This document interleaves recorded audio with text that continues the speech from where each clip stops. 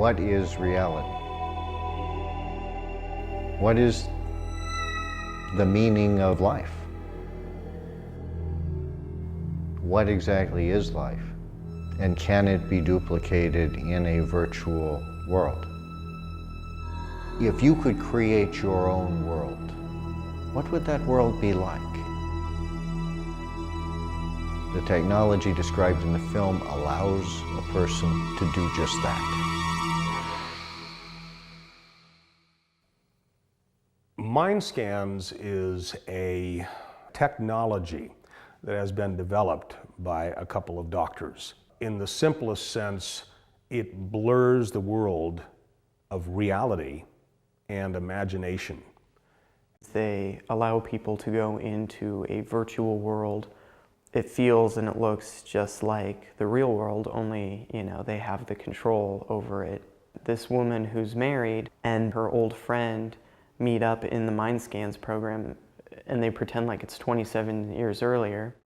They actually end up sleeping together, and she's married, so she feels guilty about it. So it brings up the moral dilemma of, she didn't actually physically do it, but she did it in her mind, and it felt like it was real.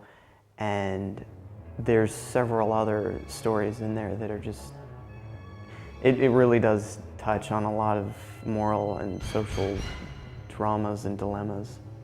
The world of MindScans is something that can be seen by some as dangerous, that you're messing with the natural order of things by being able to play God, so to speak, by allowing people to live in a world of their own creation as opposed to relating to a world of reality. And therein lies the problem, because it reaches a point where you're not sure which is which.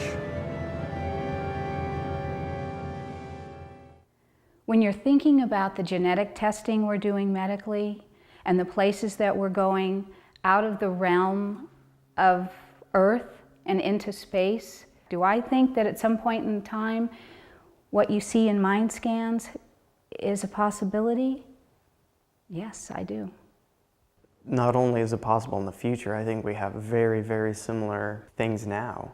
A lot of our programs and social websites and everything is, you live a different life online. You pretend you're a different person, you can give yourself any kind of image you want just to do it, going from pretending to do it to, having it done virtually for you with a company. That doesn't seem like a very big step to me, very possible.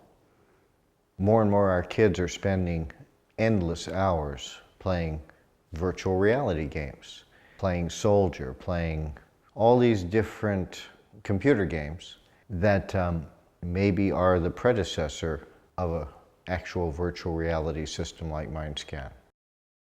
If you had asked us 200 years ago if you could watch somebody live in China on a little square box, they would have said that's impossible. So I'm sure that there are people who think that if you can track the neurons and the neurological impulses and this, that, and the other, why can't you alter them?